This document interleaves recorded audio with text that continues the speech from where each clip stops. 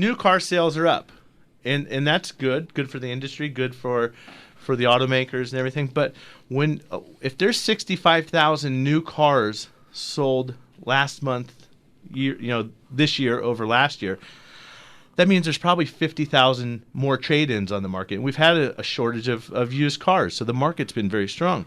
Well, these cars are going to start hitting the market, and a lot of these people, we see it in the shop. Oh, it's got a major problem or a series of problems because the car's been neglected over time. Or maybe it's got a serious engine issue, but they can make the car run long enough to go trade it in. Well, guess what, folks? Those trade-ins are the cars that you're going to be looking at to buy. So that makes it ever so important to make sure that you're getting a pre-purchase inspection done or having that car looked at before you buy it. And some of the things you can do yourself. I mean, not every car needs it. If it's got 30,000, 40,000, it's probably been okay. You're going to want to make sure it hasn't been in an accident.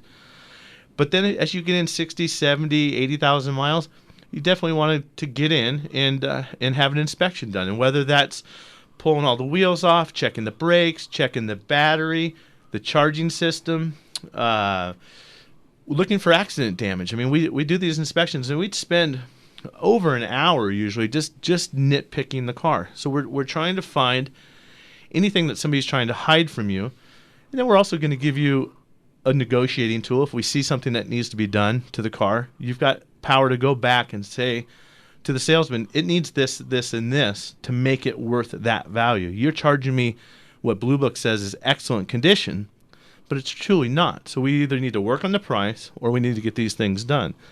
But then we're also helping you make sure that in the future you're prepared. So Charles, I mean, some of the easy things that I like to look at, the consumer can do, but then you like to dig in and find the hidden things. Yeah, I like to. I mean, you can always look at the body lines, make sure everything lines up, from your hood all the way through. If you start at the hood, then all the way back by the trunk, And I use like a finger. If you run your finger, look at the gap down the left side of the trunk. You can use your finger as a gauge or just see it. Maybe it's 1/4 of an inch. Well, if that's on the left side, then the right side is, a 1/2 inch. I'll exaggerate. Or it's triangular. It's really tight at the top or really loose at the bottom. Maybe that car's been in a wreck. Yeah, something's wrong. And what are the other things you see? Like a car that's been in a wreck, you're going to peel back maybe some of the panels. Yeah, in the trunk, you can peel back some of the trunk panels, look at the spare tire, take the spare tire out, look underneath, see if there's half of it is shiny paint, then you got to overspray or, any signs like that, especially in the trunk because not everybody likes to take all that out. See if the jack's there, see if, the spare tire's been beat up. See if maybe it's an old tire. I have a question about buying cars. So I just bought a new car not too many months ago. New to you? Not. No, it's new to me. It was a 2004 Toyota Solara. And as I was at the dealers and I was driving it, I was like, I really need to take this to my mechanic to have him look at it. And then I was afraid to ask the dealer if I could take it to my mechanic. So what do you guys say? What is your advice to somebody who's shopping? Well, if they don't want you to take it to the mechanic, there's something wrong. Either they need to bring it or you need to bring it. And, Tim, we've had a couple customers, and this was before the market was really bad. I shouldn't say bad, but before a shortage of good used cars. How many times did Joanne have they brought in how many cars before we finally said, yes, okay? And they had at least 2, maybe 3, and we'll look at them over real good. And if, the first one we look at, we don't think it's good for them, they'll go out and look for another one. The one thing the consumer wants to do is gather as much information about that car as they can. The maintenance history, the records of any repairs. The CarFax is one thing, but if they can get the records of all the maintenance on the car, that'll be helpful to us too. And that's even ever so. The private party will have that, have that information for you. So it's good to ask, but definitely want to get it in, get it checked out, and make sure you're not buying the car that somebody else traded in because it needed all that work. So we're going to go to the phones now, and we have several people patiently waiting. We're going to start with Lee in Tempe. Looks like a 1985 Nissan Sentra. Lee, you're on Bumper to Bumper Radio. What can we help you with today? I have a 1985 Nissan Sentra, and the problem is when I start the car up, the engine runs fine, but it makes this little ticking noise.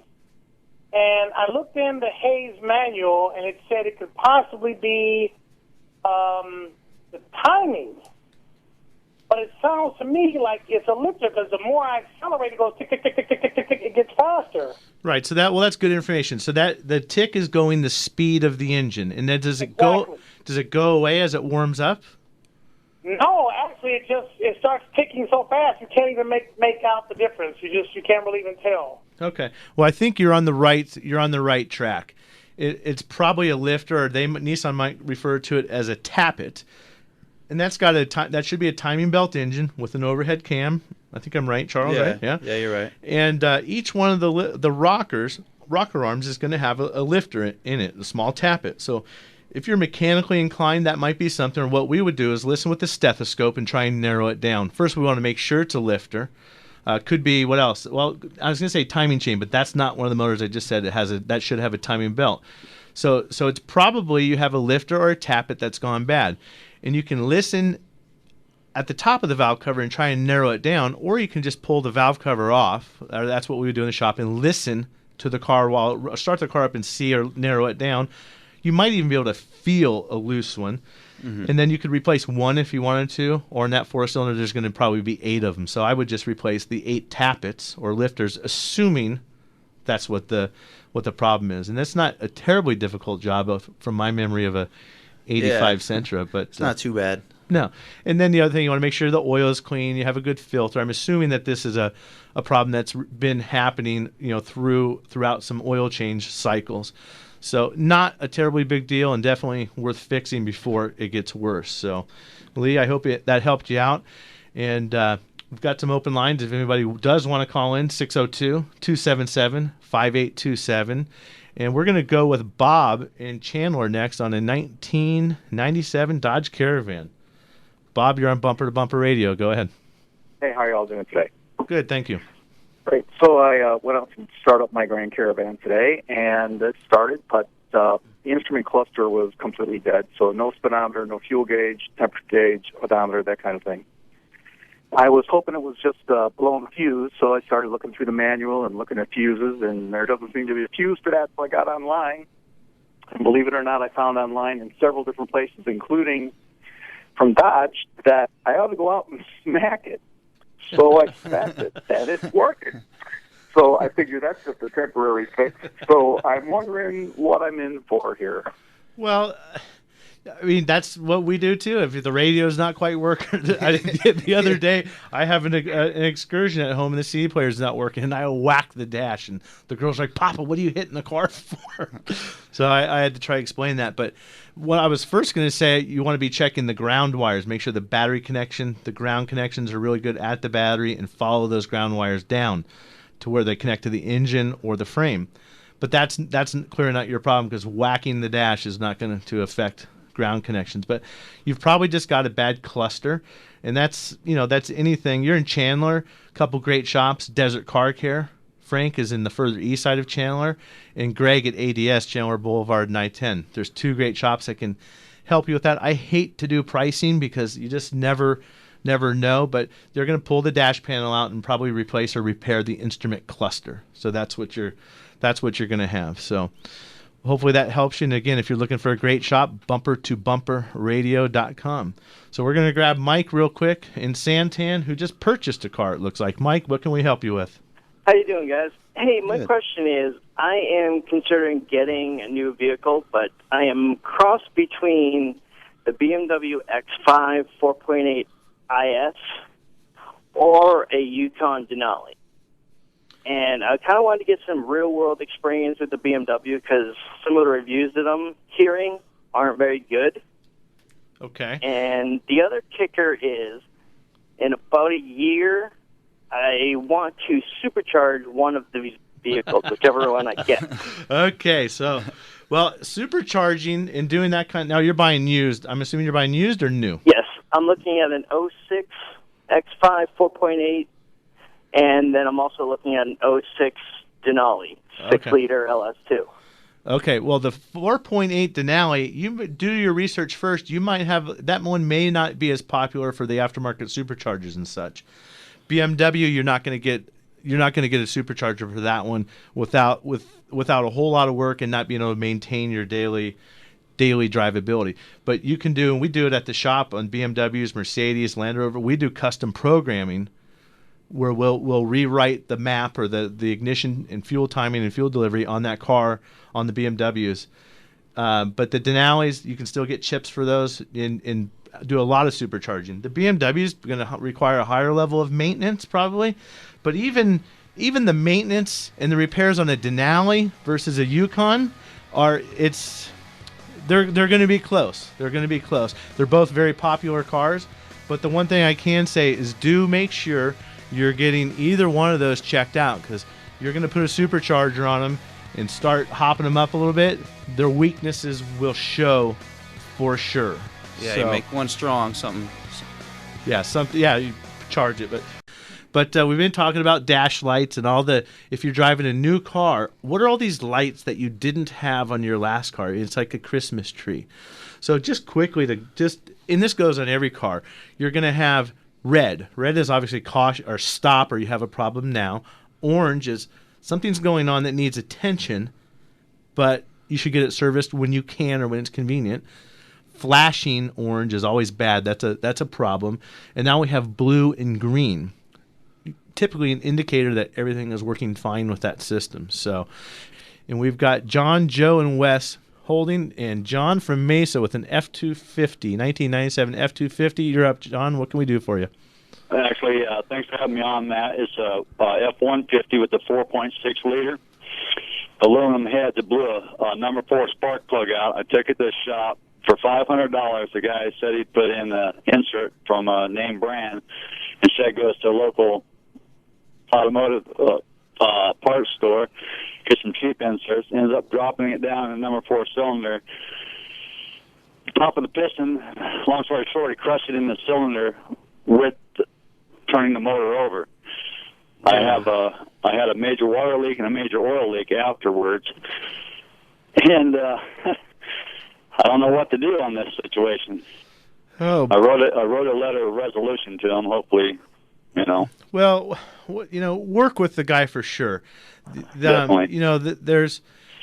There's no malice going on there, and that could just happen. And part of the important thing is the conversation up front of letting you know what the risks are, and hopefully they had that conversation.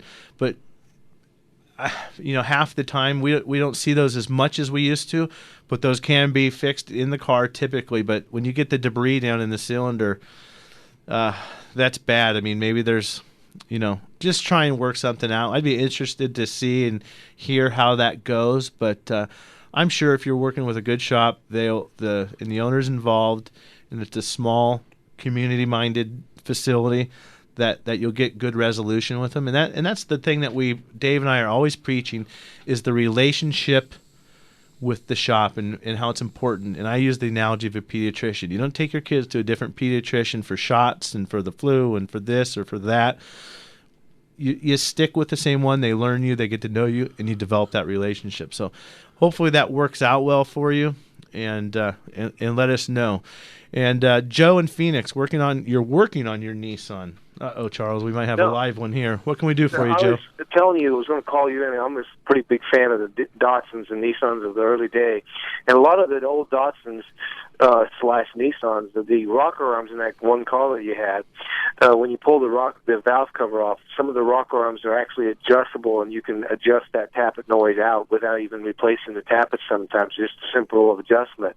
But one of the main reasons I wanted to call you on is that that a lot of people go to CarFax.com to pull up history reports on cars. Sure.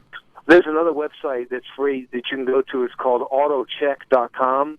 And if you go there, they'll pull up a lot of stuff that CarFax won't do. Because what's going on in Arizona, a lot of cars are being wrecked. There's a junkyard down South Phoenix. The cars are being wrecked, and they're being sold, and they're not being reported to the insurance industry as being cars are being totaled.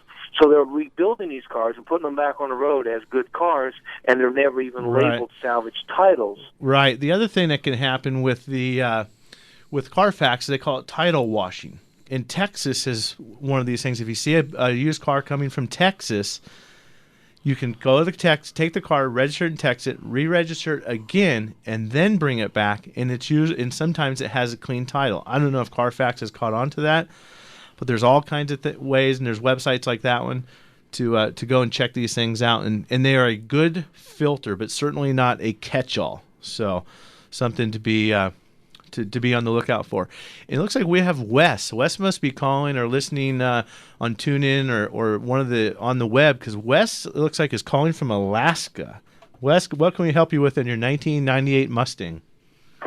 Hey, well, I want to put some new headers on it, and I'm trying to figure out, like, do I need to do a new muffler and everything too? Well, first off, are you really calling from Alaska? Yeah. Oh, okay, cool. Well, no, you don't need to put new mufflers on. I mean, the Mustang, I don't know, depending on what model, those came with headers already. And you might want to get some from Ford Motorsport or one of the, Summit Racing or one of those places. And it all depends on the type of header you get. If you're just getting a replacement header that is slightly modified or better flow, it should line right up to the exhaust. Or maybe you want to get headers and then a cat back system, or you get the whole thing of, cat or headers. You get aftermarket cats that are compliant for emissions and go all the way back to the exhaust. So it's really a personal preference, and it depends on what you want to do, what results you want. So it's mostly personal preference. So and we're going to go with Keith on his Mercedes van. Keith, what can we help you with? You're on Bumper to Bumper Radio. Good morning, gentlemen. I have a 2003 Mercedes, which has been about 100,000 miles on it. It runs like a top. Recently, when I started to turn it off, it won't start for an hour. And it's almost exactly an hour. Once I turn it off, it won't start. 15 minutes, 20 minutes. I'll try different times. Once it's an hour, it's kind of like it's a lockout steps. Right. But I haven't been able to make it work that way. Is this one of those Mercedes vans like the Dodge? They kind of share that chassis? Yeah, it was Sprinter back then. Sprinter, it's 100% Mercedes. That's what I was looking for. And when you say it won't start, you mean it doesn't crank over, or just doesn't do anything, right? It cranks over 100 miles an hour, but will not fire. Well, the fact that it's tied in, I don't know if you have any thoughts, Charles, but if it's tied into to where it's almost exactly the same time frame, it makes me wonder if there's a security system or something that's timing out. But typically the car will not crank when it's a security system issue. Yeah. So, Charles, it's almost like something's getting hot, and it's taking that length of time to cool down. Does it matter if it's during the day or nighttime? Yeah. Does the time span shorten at night when it's cooler outside? Maybe you got a crank sensor heating up and expanding.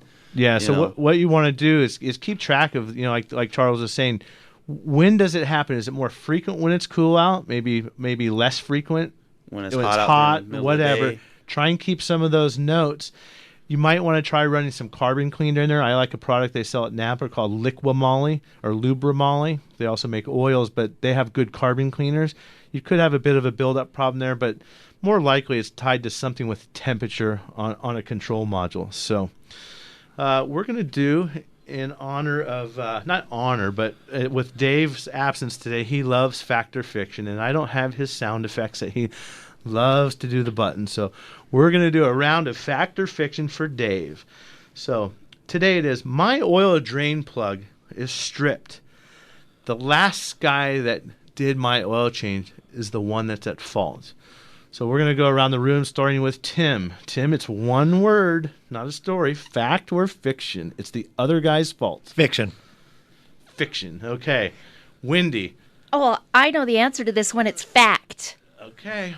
We're going to... It's a good thing they're on the other side of the room, yeah. Huh? Tim wants to come across the table here. Charles, fact or fiction? The drain plug messed up is the last guy's fault. Fiction. Fiction. Okay. Never ask those guys. What? Cheaters. They're honest. Hey, if we mess up, we're the first ones to get the crow out and start having a meal. But fortunately, it doesn't happen very often. But we see this. We do a fair amount of oil services. And what happens over time, those drain plug threads will actually wear out. Now, someone can actually get the plug in crooked and strip the threads. Doesn't happen very often. You've really got to be out of your mind to do that. but accidents do happen. But the majority of the time, we take the drain plug out when this happens, and the threads come right out with it. And there's usually a simple repair, but that just happens over time. I mean, that drain plugs come in and out, and they just wear out. Sometimes you have to replace or repair the oil pan, and we can do that. We do what's called a helicoil, fix it. It's $40 or $50 repair maybe. Yeah, pretty inexpensive. Not a big deal.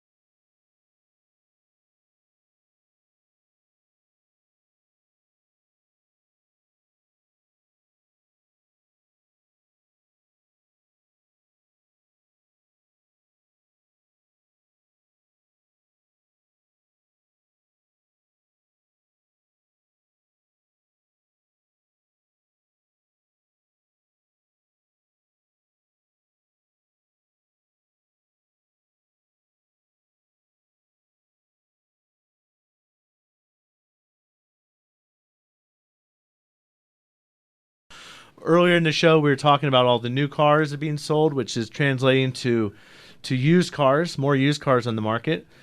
And also a lot of people driving new cars that have all these lights on the dash that really don't know what they mean. Maybe it's a problem. Maybe it's not. We had one in the other day. The lady came in. She was driving her father's minivan. And she said, what is that light? And I looked at it. It's a squiggly line with a car that looks like it's tipping over. Well, that one was for driver stability control in a Ford van.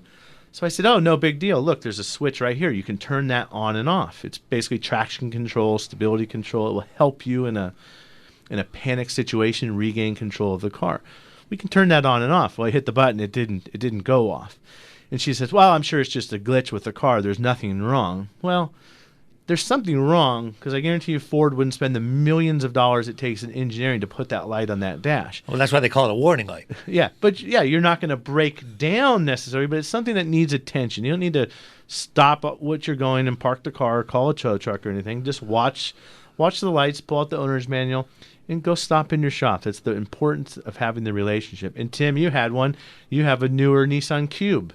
Yeah, we were going to California last year. Ethan and I, and a horseshoe came up on the dash, and Wendy was talking about the same thing this morning. And at the time, I really wasn't sure what it was either. So we went to the owner's manual, and it's the low tire pressure warning light. Yeah, or TPMS, tire pressure monitoring system. It's mandatory. I believe 2007 and newer cars. It's on every car. So Hey, I have a question because mine came on this morning. Would it come on if I had a flat tire? Well, yeah, tire pressure. It's monitoring the tire pressures in light of all these rollovers and tire problems we had with the Explorers and Firestone back when, which were really just pressure related. I don't really think that was bad tires necessarily, but it's a warning. Hey, go in, get your tire checked. You have a tire that's low. Sometimes they're going off actual real pressure, or sometimes they're using the wheel speed sensors on each four wheels for the computer. It knows the rolling, how fast that wheel is spinning. So if a flat tire is going to spin faster, and it can even be your spare tire. Yeah, and that's sometimes got us a few times. I checked all four tires and they were all good, and then we said, oh, there's a fifth one in the back. Yep, exactly, Chucky. Or if you pull the spare tire out, it might cause a light. So that's a good one, Tim. I forgot about that, and I remember a couple months ago, I think we had one of those in the shop where, oh gosh, it's got to be a sensor. It's got to be spare. Yep. Duh. So, yeah, don't forget to check the spare. Okay, so what's a girl to do? I've got that light on. Now what? Do I come take it to you? Or, will it come off when I put air in my tires? Or do I need to freak out? Or what? It depends on the car. No freak out required. Okay. No freak out required, but definitely you want to, when it's convenient, first thing is the car demonstrating a symptom. Is it pulling or shaking or something happening? If there is a symptom associated with that light, you need to do it sooner than later. If there's no symptom, next time you stop, maybe you can go to a full-service gas station, a repair shop like us right on the corner. We have people coming in all the time. Or call your mechanic. Look in the owner's manual. Sometimes they just reset automatically. Sometimes a couple key cycles. Or sometimes we even have to have a computer scan tool to get in there. So yeah, but most of the cars driving it'll turn it off after the pressures are all set. Yeah, and there's a procedure. The horn will honk. Nissan's got a really cool one. I see that commercial. You can set the car in tire mode or inflation mode, and then as you air the tire, the horn will honk when the tire is at the right pressure. That is really cool. I think that's going to help Nissan sell some cars. But anyway, we're going to go with Ann in Peoria on her 2011 Hyundai Sonata. Ann, what can we help you with here on Bumper to Bumper Radio? Hi, I bought my car used, and when I first got it, I noticed a weird sound, and it wasn't all the time. And don't laugh, but it goes whoop, and it's when you start the car. And it doesn't do it every time. It seems to do it more when it's warm, but it does it really randomly. And I asked the dealership, and they didn't have a clue. So what was that noise one more time? Whoop.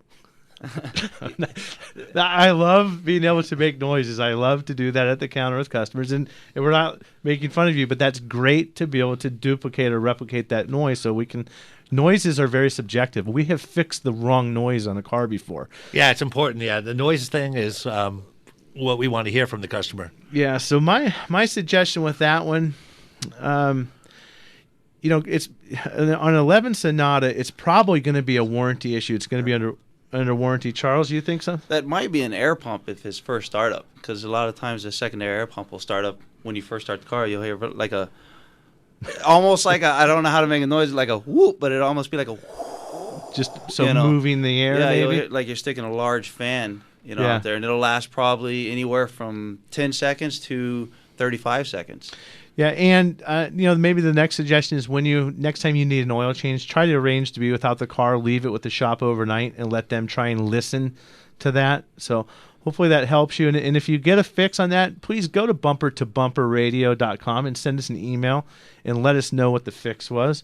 Absolutely. Okay, great. Thanks for Thank calling in, you. Ann. Oh, we appreciate it. Thank you. And next, we're going to go with, I think it's Aaron from Goodyear on the 02 Sebring.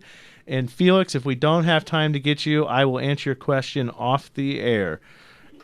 Aaron, you're on Bumper to Bumper Radio. Go ahead. Hi. I had a fuel pump replaced in it a few months back, and it actually went through several of them at a local repair facility that I took it to. They actually had a couple faulty pumps that they had put in it. And before it was replaced, it was surging a little bit while I'd hold the accelerator down in certain areas. So I took it back because it was doing it again. It seems to only do it when the weather's hot. Okay. So I took it back to get the fuel pressure regulator checked at the shop, and they said that the fuel pump is working properly and the regulator is working properly.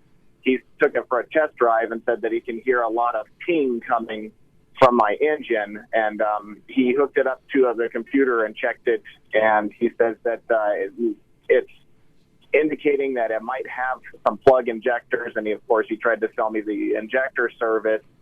I was just wondering what direction I need to go to see if it actually is my injectors, or what do I need to do to find out to make sure I'm taking the right steps. Okay, I got you. Well, one of the first things when you're doing the fuel pump, you always want to replace the fuel filter if there's a replaceable filter on that model, because it's like trying to blow through or breathe through a wet sock. If the filter is plugged, it's going to hurt and damage the pump. Your symptom of pinging, it can also be from a lean fuel condition, which could be a symptom of a restricted fuel filter. But then carbon buildup. If you're getting carbon buildup or pinging, the computer in the car can make up for some of that and control the timing. But Charles, what do we want to do when we have carbon buildup? You want to clean the injectors, do a flush. Yeah, clean the fuel injection system, do an engine decarbon, and you can start by doing some of that yourself. Or even in putting in some cleaner like Techron or something like that. So thanks for listening to everybody today. Bumper to Bumper Radio every single Saturday. Peter, thanks for a great show.